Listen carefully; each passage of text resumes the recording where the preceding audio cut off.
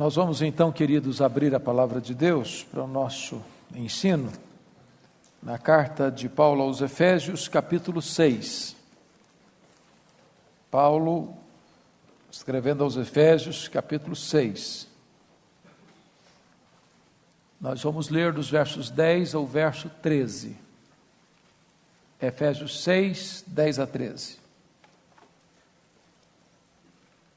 Lido o texto, não feche a sua Bíblia, por favor. Eu preciso que você acompanhe comigo a exposição desse texto. O apóstolo Paulo escreve assim: quanto ao mais, sede fortalecidos no Senhor e na força do seu poder. Revesti-vos de toda a armadura de Deus, para poderdes ficar firmes contra as ciladas do diabo. Porque a nossa luta não é contra o sangue e a carne, e sim contra os principados e potestades, contra os dominadores deste mundo tenebroso, contra as forças espirituais do mal nas regiões celestes. Portanto, tomai toda a armadura de Deus, para que possais resistir no dia mau, e depois de terdes vencido tudo, permanecer inabaláveis. Amém. Meus amados, o apóstolo Paulo, nesta carta, ele apresenta logo no capítulo 1, o grande plano de Deus na nossa salvação. Um plano eterno, quando Deus nos escolhe antes da fundação do mundo, quando Jesus Cristo nos redime pelo sacrifício da sua cruz, e quando o Espírito Santo nos sela para o dia da redenção. Paulo começa mostrando que o Pai, o Filho e o Espírito Santo estão envolvidos na nossa salvação. No capítulo 2, ele trata de como Deus nos tira da morte para a vida. Nós estávamos mortos, escravizados, depravados e condenados, e ele nos deu vida juntamente com Cristo e nos salvou por sua graça. Ainda no capítulo 2, Paulo diz que Deus juntou dois povos, que eram inimigos, judeus e gentios, e fez deles um só povo, uma só igreja, uma só família. No capítulo 3, ele vai mostrar que o Evangelho é o grande mistério de Deus que foi revelado a nós. Quando Deus inclui judeus e gentios num único povo. No capítulo 4, ele vai mostrar a necessidade de sermos um só povo, a unidade, a santidade. E ele então vai revelar para nós, no capítulo 5, o fato de que nós precisamos ser cheios do Espírito Santo. Então trata dos relacionamentos harmoniosos dentro da família e no trabalho. Mas antes de concluir essa carta, ele mostra para nós que nós estamos em guerra. Nós estamos numa luta sem pausa e sem trégua. Esta luta não é uma luta apenas humana, terrena, mas é uma luta sobre-humana nas regiões celestes. E é muito importante entender, portanto, que a vida cristã não é uma ilha paradisíaca, não é uma colônia de férias. A vida cristã não se desenrola numa estufa. A vida cristã não acontece aí blindados dos problemas da vida. Nós estamos em guerra, nós estamos numa luta sem pausa, sem trégua, 24 horas por dia. E nessa luta, irmãos, nós precisamos evitar dois graves extremos, ou dois graves perigos. O primeiro perigo que nós precisamos evitar é subestimar o inimigo. Não dá para você guerrear se você não sabe com quem você está guerreando. Não dá para você lutar sem saber quem é seu adversário. Se você subestimar o inimigo, você corre um grande risco de ser atingido por ele. O diabo não é um mito, não é uma lenda, não é uma energia negativa. Ele é um ser pessoal, estrategista, maligno, perigoso. E nós não podemos subestimá-lo. O apóstolo Paulo chega a dizer isso. Nós não podemos subestimar seus desígnios. Mas se existe esse perigo, existe um outro, talvez tão grave quanto, que é superestimar este inimigo. É ficar com medo dele. A Bíblia em momento algum nos manda temer o diabo. A Bíblia nos manda temer a Deus e resistir o diabo. O problema não é a presença do diabo, o problema é a ausência de Deus. Se você está com Deus, então você está protegido. Se Deus é por nós, quem será contra nós? Há muitos que falam mais no diabo do que em Jesus. O nosso foco é Jesus, a nossa alegria é Jesus, a nossa segurança está em Jesus, a nossa paz está em Jesus, a nossa proteção está em Jesus. E se Ele está nos guardando e nos protegendo, nós não precisamos ficar apavorados e desesperados, mas equipados sim, para o enfrentamento desta grande batalha. Então vamos olhar em primeiro lugar, irmãos, qual é a natureza do inimigo. E notem comigo que Paulo, antes de entrar no assunto, ele cuidadosamente nos informa quem não é o nosso inimigo. Olha o verso 12 comigo. Porque a nossa luta não é contra o sangue e a carne. Preste bem atenção nisso. Às vezes nós enfrentamos tantas lutas na nossa vida, na nossa família, nos nossos relacionamentos, e chegamos a pensar que o fulano, que o beltrano, que o ciclano, de fato, é o nosso problema. Eu já escutei isso, se não fosse aquele fulano na minha vida, seria uma bênção. Se não fosse aquele indivíduo, eu teria paz. Só que aquele indivíduo, aquela pessoa, não é o seu problema principal. Seu problema principal não é seu marido, não é sua mulher, não é seu pai, não é sua mãe, não são seus filhos, não é o seu sogro, não é sua sogra, não é seu genro, não é sua nora, não é seu vizinho, não é seu patrão, não é seu colega de trabalho. A nossa luta não é contra gente, contra pessoas. Se não entendermos isso, nós vamos machucar gente, nós vamos ferir gente, nós vamos falar mal de pessoas. E ainda que essas pessoas saiam do nosso caminho, o nosso problema não estará resolvido. Porque a nossa luta não é contra carne e sangue. Se você lutar contra pessoas e você achar que o seu problema é o fulano ou o beltrano, você vai transformar o seu aliado em inimigo. E consequentemente você vai transformar o seu inimigo em aliado. Então Paulo começa dizendo contra quem não é essa luta. Mas agora ele começa a dizer para nós contra quem é a luta. E notem comigo o versículo 12, o versículo 11.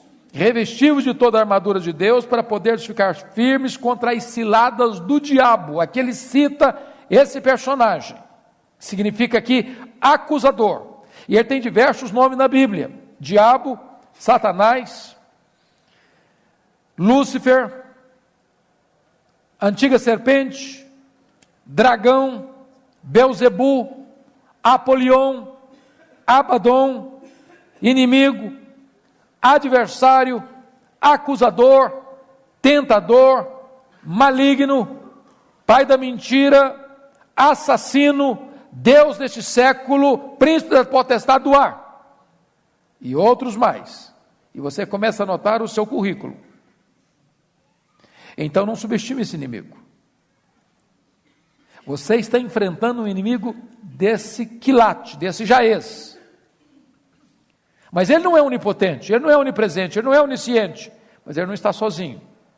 Olha o verso 12 comigo ainda.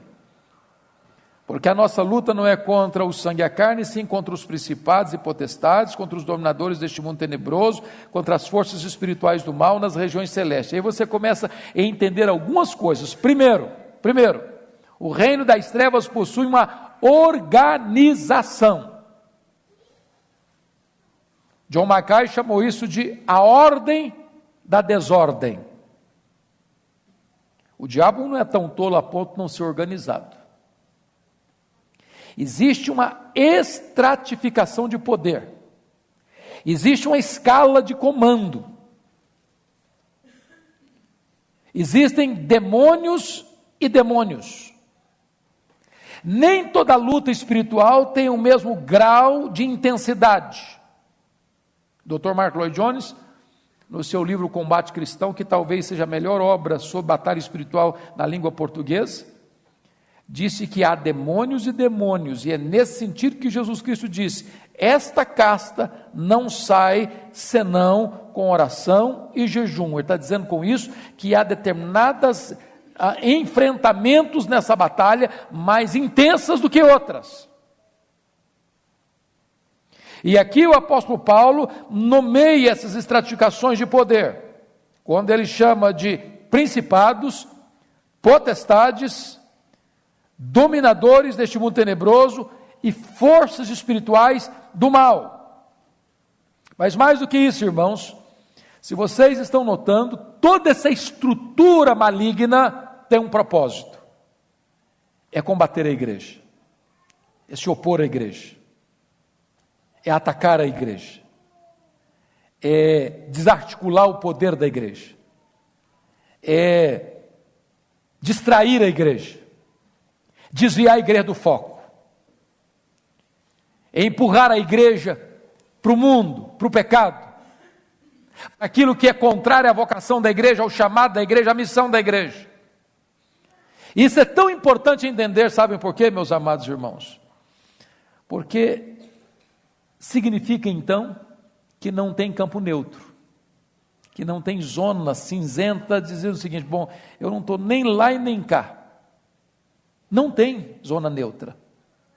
Todos nós ou somos um guerreiro ou somos uma vítima. Não há outra saída. Há um quadro muito antigo, que era até colocado em alguns templos, e eu já vi em alguns lugares, lá, muito antigo, chamado o quadro dos dois caminhos. E aquele quadro é muito engraçado, porque, não sei se você já viu um deles, tem um caminho largo, tem muita gente andando por ele. Aí tem um boteco aqui, tem uma boate lá, tem um campo de futebol lá, tem gente bebendo, tem gente dançando, tem gente festejando, e muita gente caminhando por ele. Caminho largo, conduz para a perdição. Depois o quadro apresenta uma outra cena de um caminho estreito, pouca gente andando por ele, íngreme, difícil. Só que o quadro apresenta um fato curioso lá. Tem um grupo de gente que está antes da bifurcação, antes da encruzilhada. Ou seja, um grupo lá que não está nem no caminho largo, nem no caminho estreito ainda. Um erro gritante. Um equívoco enorme de quem pintou o quadro. Porque não existe esse grupo antes dos dois caminhos. Ou você está no caminho largo ou no caminho estreito. Ou você está salvo ou está perdido.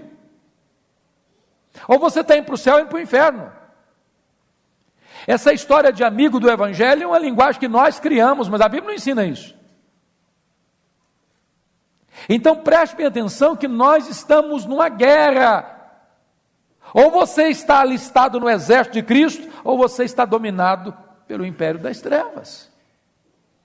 Agora preste bem atenção, quais são as características desse inimigo? O texto vai nos informar. Primeiro, esses inimigos são poderosos. Se você ler comigo no verso 12, ele chama esses inimigos de principados, potestades, dominadores deste mundo tenebroso e forças espirituais do mal. O alcance deste inimigo é mundial. A Bíblia diz que o mundo inteiro jaz no maligno. A Bíblia diz que o diabo tem um reino.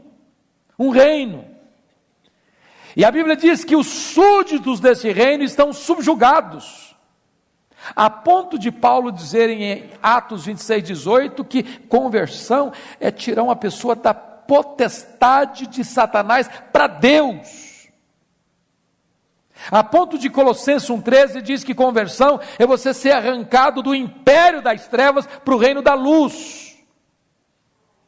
De tal maneira que este inimigo é poderoso, porque a Bíblia diz que ele cega o entendimento dos incrédulos. A Bíblia diz que ele atua nos filhos da desobediência. Quando você vê tanta loucura por aí afora, tanta violência, tanta perversão, tanta inversão de valores, tanta confusão, tanta balbúrdia, pode ter certeza que concorrendo com tudo isso está esses agentes malignos, que atua nos filhos da desobediência.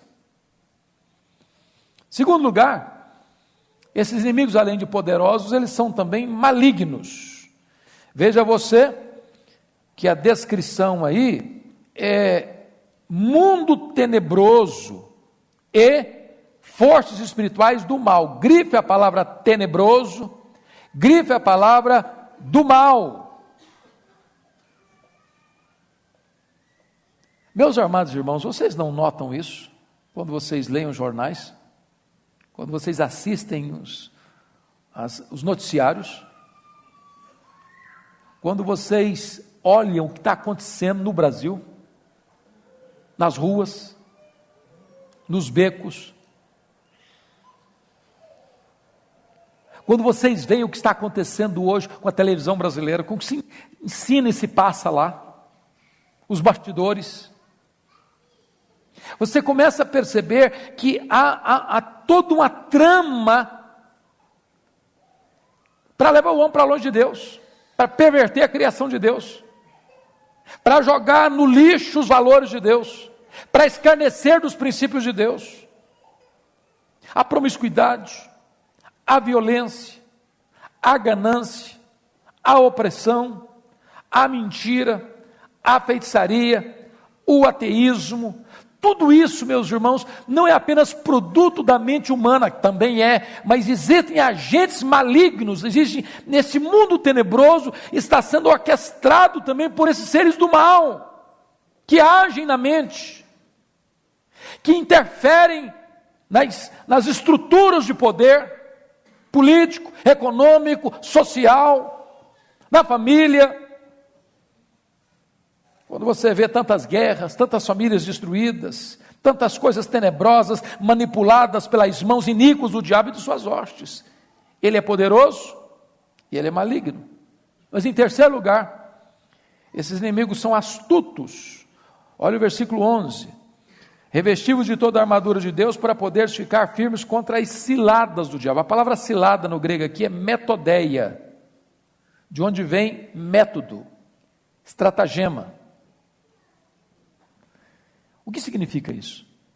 Significa que o diabo tem um arsenal de estratagemas, de métodos.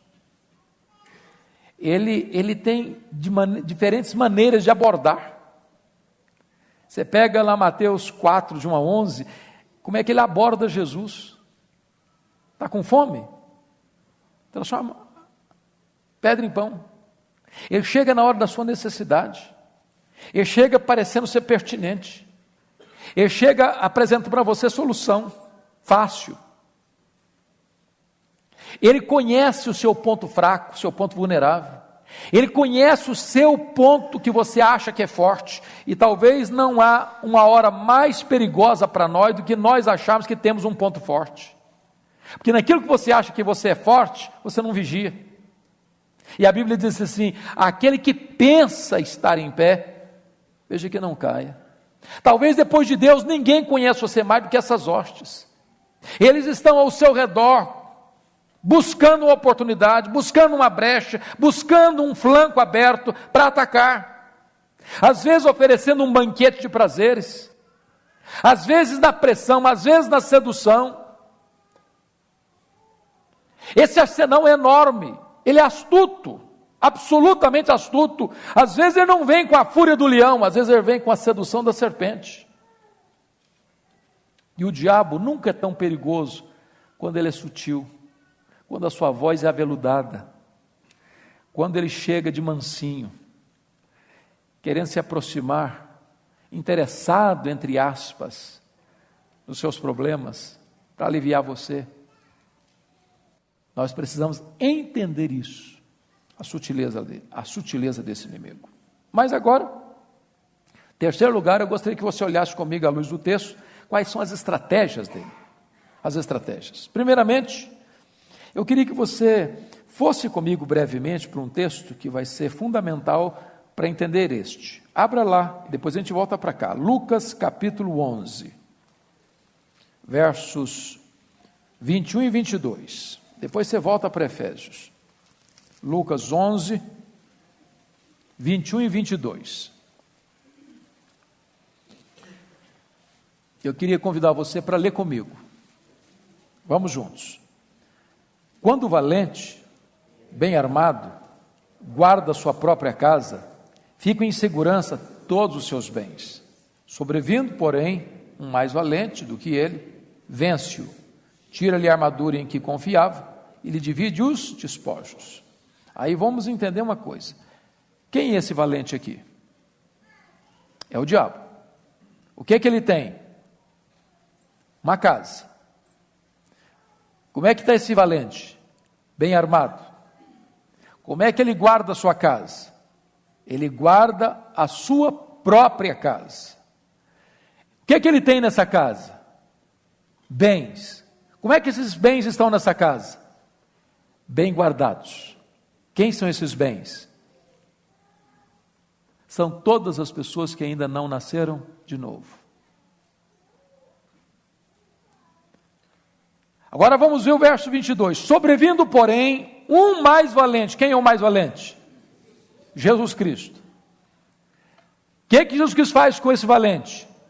Vence-o. O que mais ele faz? Tira-lhe a armadura. Que armadura? A armadura que ele confiava. O que mais Jesus faz? Lhe divide os despojos. Quais são os despojos? As pessoas que estavam nas mãos dele, na casa dele. Agora preste atenção, que Jesus Cristo, depois de vencê-lo, tira-lhe a armadura. A palavra armadura aqui é panóplia, é a mesma palavra lá, é uma palavra grega, uma palavra comum, que significa toda a armadura, vem de pan todo, mas nóplia, panóplia significa toda a armadura.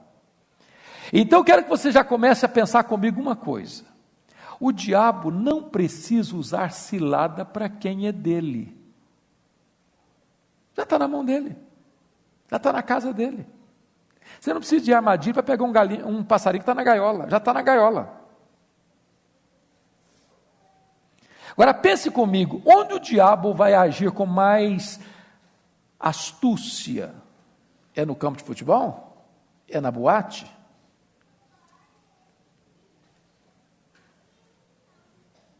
É no carnaval? É no bar da esquina onde as pessoas enchem a cara? Ou é na igreja? Onde você acha que ele escala os seus demônios mais tinhosos? Mais ardilosos? Mas eu quero chamar a sua atenção para um fato agora. Para um fato agora. É que o diabo não tem mais armadura, mas nós podemos ser revestidos de toda a armadura de Deus. Louvado seja o Senhor por isso. Quais são as artimanhas dele? Em segundo lugar, irmãos, a cilada do diabo contra a igreja. Primeiro, ele furta a palavra semeada no coração. Está lá em Mateus 13:19. Você já desconfiou de gente que frequenta a igreja 1 ano, 2 anos, 5 anos, 10 anos? Não foi convertido ainda? Você conhece gente assim? Eu conheço. Tem gente que pensa que o diabo não entra aqui. Eu quero dizer que todo momento de culto é um momento de batalha espiritual. É um momento em que a palavra está sendo semeada e o diabo está concorrendo para roubar a semente. Distrai você. Você escuta e parece que você não entende. Você escuta e aquilo entra no ouvido e sai no outro. Você escuta e aqui parece que não é com você que está falando. E ele vem e arrebata a semente. Quer ver outra coisa? Ele coloca dúvidas na medida que você escuta a palavra de Deus. Não foi assim que ele fez com Eva? É assim mesmo que Deus disse? Aí você começa a questionar. Aí você começa a duvidar. Aí você começa a olhar para a Bíblia como um livro comum. Aí você acha que a Bíblia está cheia de erros. Aí você acha que a Bíblia é um livro arcaico. Aí você acha que a Bíblia é um livro que não tem fundamento à luz das novas descobertas científicas. E aí o diabo vai semeando dúvidas. E daqui a pouquinho cresce no seu coração a cisânia da incredulidade, porque você abrigou e hospedou na sua mente as dúvidas que foram instiladas no seu coração por esse inimigo. Terceiro, ele gera insatisfação. Essa é a artimanha dele. Meus irmãos, prestem atenção que a insatisfação é a semente que precede a queda. Foi assim com Eva. Eva estava num jardim, ficou insatisfeita no jardim. Foi assim com o filho pródigo, ele tinha a casa do pai, com mesa farta, ficou insatisfeito na casa do pai. Preste atenção, no momento em que você estiver insatisfeito com a vida que você tem, você está num grande perigo, botando os pés num caminho escorregadio. Quem planta insatisfação no coração é o diabo. Deus planta ações de graças e gratidão. Quarta artimanha dele, ele é capaz de trazer ingerências na mente de pessoas crentes. Foi o que aconteceu com Pedro. Acabara de afirmar: tu és o Cristo, o Filho do Deus vivo, e agora ele repreende a Jesus quando Jesus diz que vai ser crucificado. Diz: não, Senhor, não faça isso. E Jesus arreda Satanás.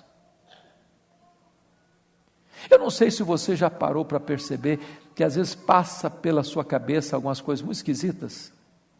Só passa pela minha ou passa pela sua também?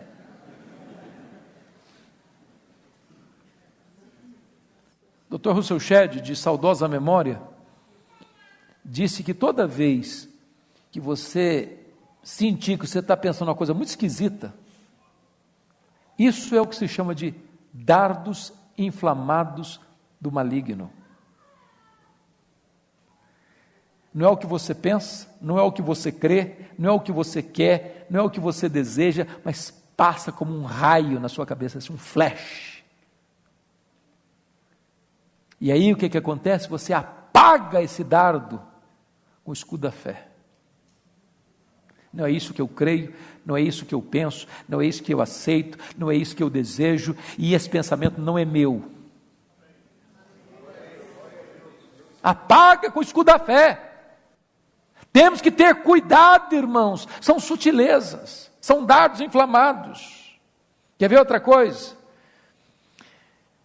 Quando você guarda mágoa no coração, a Bíblia diz: não se deixe pôr o sol sobre a vossa ira, nem deis lugar ao diabo. Tem muita gente, irmãos, que abriga mágoa, ódio, rancor, ranço, amargura no coração, e quando alguém guarda mágoa no coração, ele abriu um flanco inteiro, uma porta larga para o diabo entrar e fazer um estrago.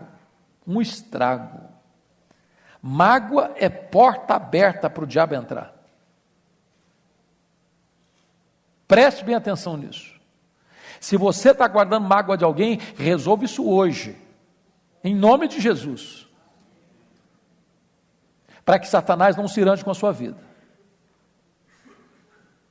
A Bíblia diz que quando você guarda mágoa de alguém, você é colocado no pelourinho, você é colocado no tronco do diabo, ele açoita a sua consciência, ele arrebenta você com o chicote da culpa. Quais são as artimanhas dele? Ele é tão sutil a ponto de resistir nossas orações, como resistiu às orações de Daniel. Ele é tão sutil a ponto de barrar trabalhos missionários, como Paulo diz na sua primeira carta aos Tessalonicenses. Nós estamos em guerra, queridos. É uma batalha espiritual. E nós precisamos entender quais são as sutilezas deste inimigo e os seus estratagemas. Quer ver outra coisa? Falsos milagres para enganar as pessoas.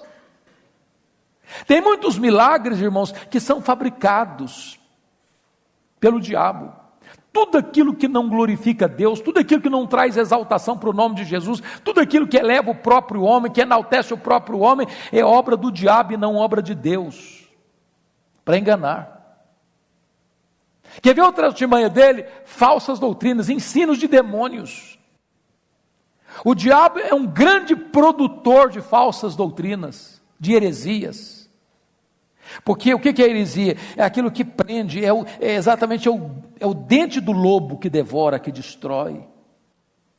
Nós precisamos estar atentos a essas artimanhas desse inimigo. Mas tem outra coisa que eu quero chamar a sua atenção. Volta ao verso 13 de novo comigo. Vamos lá. Efésios 6,13. É a arma da pressão. Olha aí. Portanto, tomai toda a armadura de Deus para que possais resistir no dia mau. O que é o dia mau? O que é o dia mau? Se você está entendendo que nós estamos numa linguagem de guerra, e você já deve ter assistido alguns filmes de guerra, você vai notar que quando um comandante está orientando o seu pelotão, o seu exército, nem sempre se ataca, nem sempre. Tem hora que é estratégico recuar, refazer a estratégia, recompor o ânimo, estabelecer novas estratégias, e quando o inimigo desatento, pensar que é trégua, inesperadamente se ataca de forma implacável, avassaladora. Esse é o dia mau. Quando você está despercebido, quando você já riu as armas, quando você não está percebendo que a luta está acesa, de repente lá de cima um comando, chumbo grosso no fulano. E parece que do momento que você levanta da cama até o momento que você volta para a cama, o dia foi atribulado. A tempestade vem forte. A pressão vem enorme. De todo lado você é flechado. De todo lado você é atacado. De todos os flancos você é cercado. É o dia mau. Você precisa entender isso. Existe um dia que é chamado de dia mau. E se você não entender isso espiritualmente, você fraqueja, você se exaspera, você xinga, você amargura a alma, você ataca gente, você fere pessoas, você blasfema contra Deus, você entra em crise espiritual.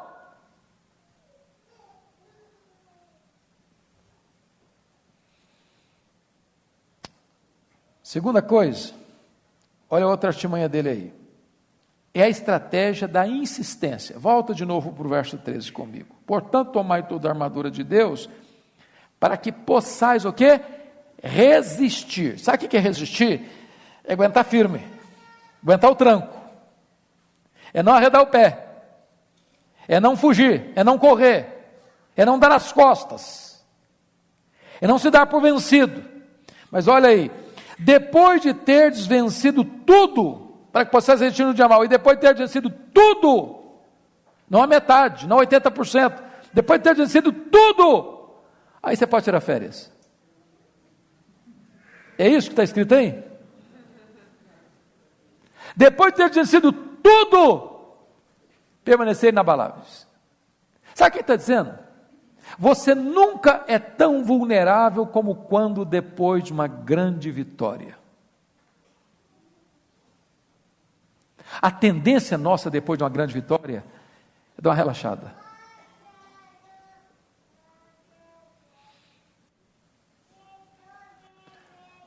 Quer ver uma coisa? Se você ler o livro Em Busca de Sentido, Viktor Frankl, ele disse que nos campos de concentração, quando estava lá aquelas coisas mais terríveis acontecendo, pouquíssimas pessoas se mataram. Elas queriam viver. Elas lutavam para viver. Muitas pessoas, depois que a guerra acabou, depois que o campo de concentração acabou e que elas sobreviveram, muitas delas tiraram a vida.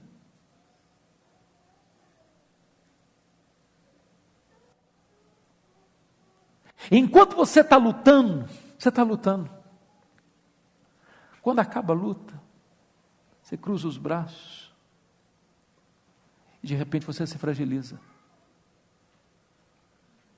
Cuidado, cuidado, porque o inimigo não desiste. Não está lá em Lucas capítulo 4, que o diabo deixou Jesus até momento oportuno.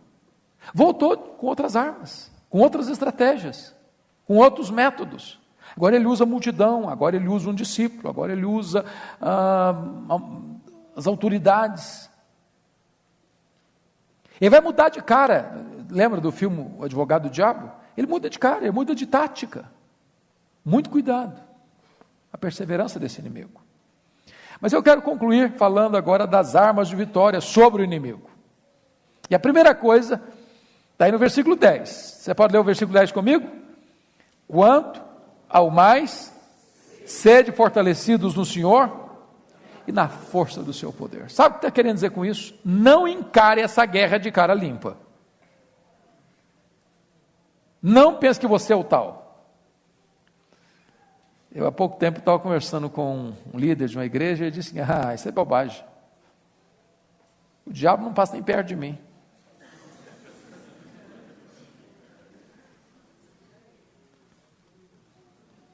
Que bobagem.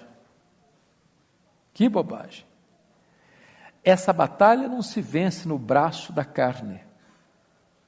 Não se vence com altivez, com soberba, com arrogância. Se você não tiver o poder de Deus sobre a sua vida, você não tem forças. Você não resiste. Você fraqueja.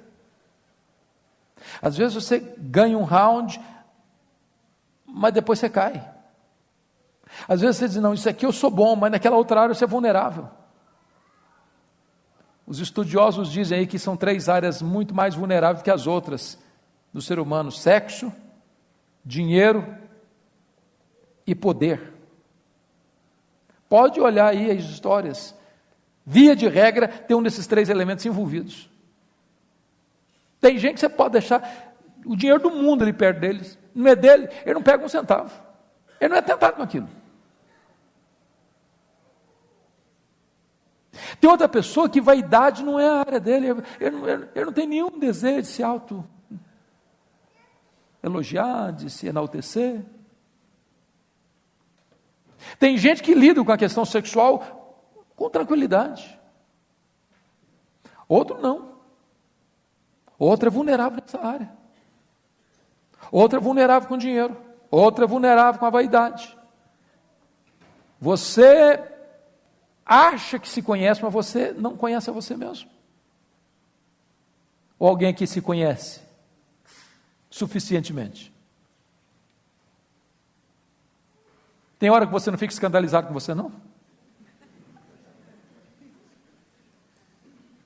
Eu tenho um colega que um dia disse assim, se a minha mulher me conhecesse como Deus me conhece, ela não ficava casada comigo um dia.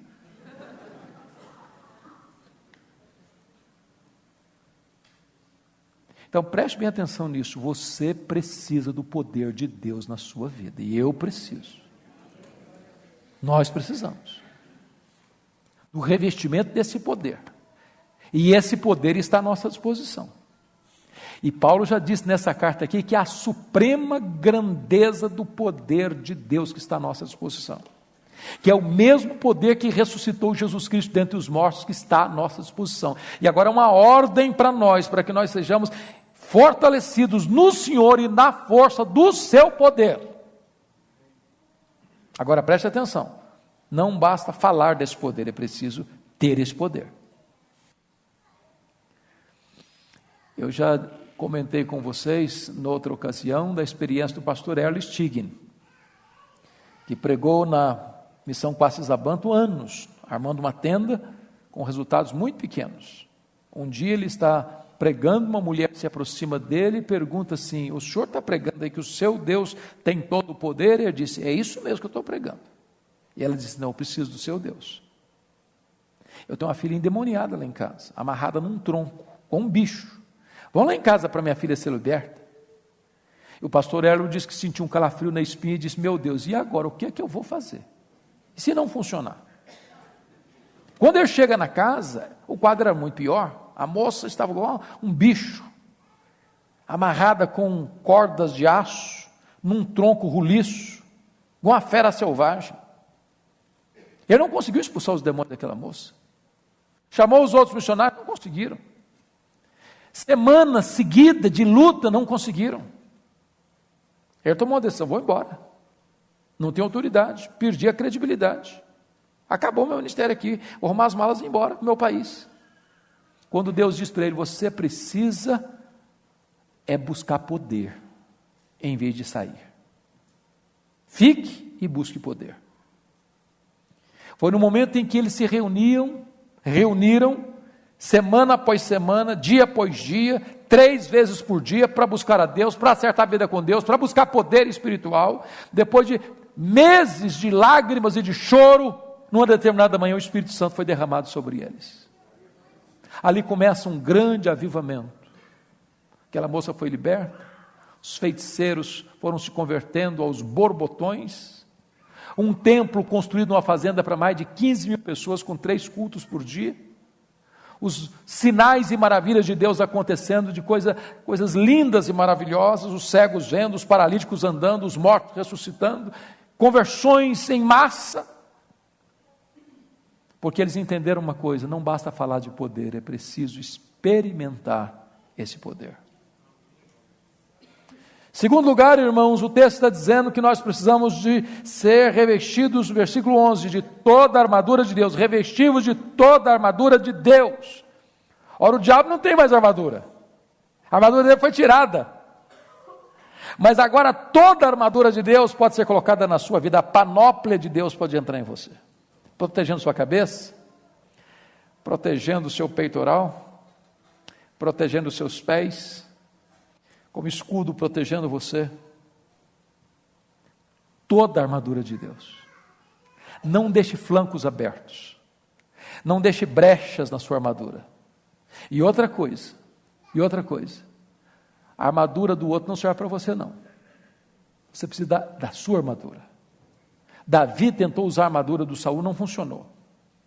Você precisa da armadura, de toda a armadura de Deus, proteger sua mente, proteger seu coração, proteger seu corpo, proteger seus pés, proteger sua mente, seus sentimentos, para que Satanás não pegue você com seus dardos inflamados. Nós precisamos de toda a armadura de Deus, amados. Mas, mais do que isso, queridos, nós precisamos de vigilância constante, depois de ter vencido tudo, permanecer inabaláveis. Você vigiou ontem, se vigiar hoje, amanhã também, semana que vem também. Não pode cochilar 1 minuto, não pode dar trégua 1 minuto. Nós estamos em guerra, e esse inimigo não tem piedade. Ele é maligno, ele é assassino, ele é ladrão, ele é destruidor. O preço da liberdade é a constante vigilância. E a minha oração é que Deus nos desperte para entender isso. Nós não precisamos ter medo, nós precisamos de cuidado. Precisamos andar com Deus, precisamos viver na presença de Deus. E eu quero concluir contando para vocês um fato que eu já contei aqui numa outra ocasião, mas eu sei que tem tanta gente nova e eu vou fazer isso, para vocês entenderem a necessidade que nós temos de buscar a Deus. Deus estava pregando num culto de formatura do seminário de Recife, há alguns anos. E quando eu terminei de pregar naquele culto de formatura, uma programação belíssima, um dos formandos, que hoje é nosso missionário na Índia, veio a mim e me contou uma experiência muito marcante. Ele disse assim: pastor Hernandes, esse ano eu tive uma experiência muito marcante na minha vida. O que foi? Ele me contou. Eu fui, como seminarista, convidado para pregar uma série de conferências no aniversário de uma das grandes igrejas nossas no Brasil, numa capital das mais bonitas do Brasil. E não é comum uma igreja grande convidar para uma conferência um seminarista.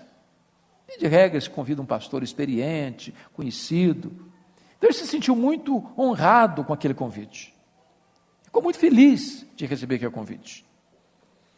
E ele então botou seus melhores sermõezinhos na mala, seu melhor terno na mala e partiu para lá. Para desfrutar de um tempo mais de comunhão, o pastor não mandou para um hotel, mas hospedou na sua própria casa. E estava começando o trabalho, sexta-feira à noite, eu todo feliz. Só que eu não contava com o imprevisto. Antes de ir para a igreja, aparece na casa do pastor uma mulher muito apavorada. Diz: pastor, tem uma mulher endemoniada lá perto da minha casa, está um transtorno lá. Está uma pequena multidão ao redor da casa, ninguém tem coragem de enfrentar o problema, está um negócio horroroso. Então nós vim aqui para o senhor ir lá para resolver o problema. Aí o pastor disse assim: olha, irmã, que coisa interessante. Acaba de chegar de Recife um santo homem de Deus preparado para esse trabalho. Olha a encrenca do seminarista. E ele começou a tremer as pernas. Falei: meu Deus, eu caí numa enrascada. E ele não chegou a dizer, mas vontade dele dizer: eu só vim avisar para vocês que eu estou indo embora. Mas o pastor pegou no braço dele: você vai comigo. E na medida que eles caminhavam para aquela casa, os joelhos tremiam mais, e quando se aproximam, tinha uma pequena multidão, todo mundo apavorado, e o pastor disse para eles: seminarista, o caso é todo seu, pode entrar na casa.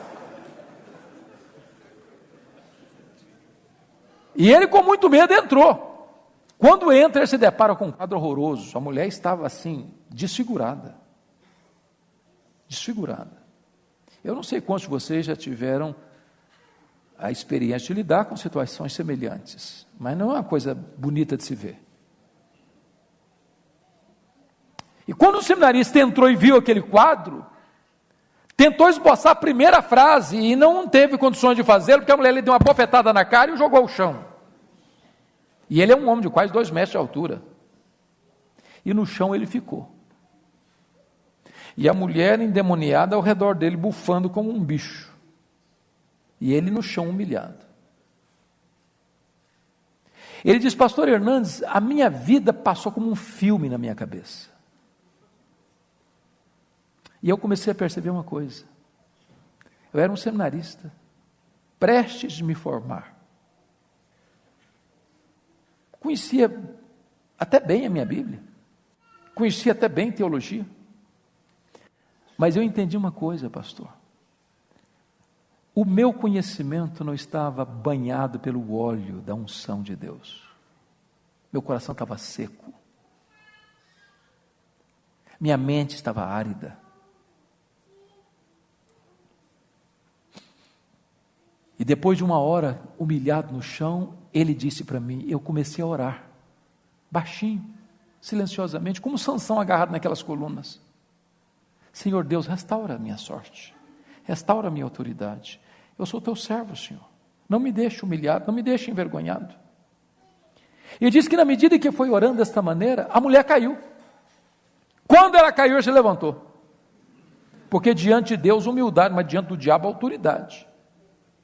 E ele, no nome de Jesus, deu ordem àqueles demônios para saírem daquela mulher, e eles saíram, e ela ficou livre. E ele, com lágrimas nos olhos, me disse algo que eu nunca esqueci. Ele disse: pastor Hernandes, eu entendi ali naquele momento uma coisa: não basta ser crente, não basta ser membro da igreja, não basta ser um oficial da igreja, um diácono, um presbítero, um seminarista, um pastor, um missionário, um teólogo. É preciso ser revestido com o poder de Deus. Você e eu precisamos desse poder. Nós estamos em guerra. E nós não temos forças para enfrentar essa guerra sozinhos. Nós precisamos ser revestidos com esse poder. Nós precisamos de toda a armadura de Deus. Eu queria que você fechasse seus olhos agora, curvasse a sua fronte, e você falasse com Deus. Colocasse a sua vida nas mãos de Deus.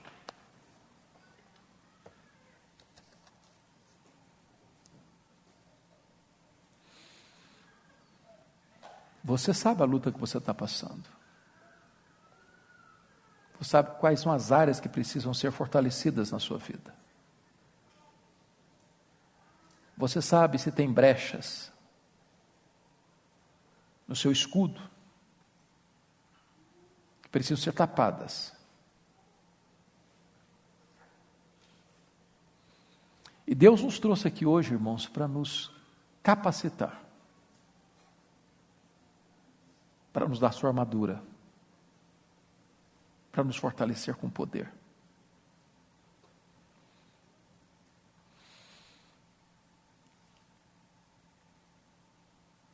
Eu quero convidar o grupo de louvor para que venha aqui à frente. E depois de uns 30 segundos que nós estivermos em oração, nós vamos convidar você para ficar em pé. E nós vamos cantar um hino, um cântico, que é um cântico de batalha. É um cântico de vitória. E a nossa oração é que Deus nos revista, nos capacite para enfrentar esta luta e vencermos, porque já somos mais que vencedores em Cristo Jesus.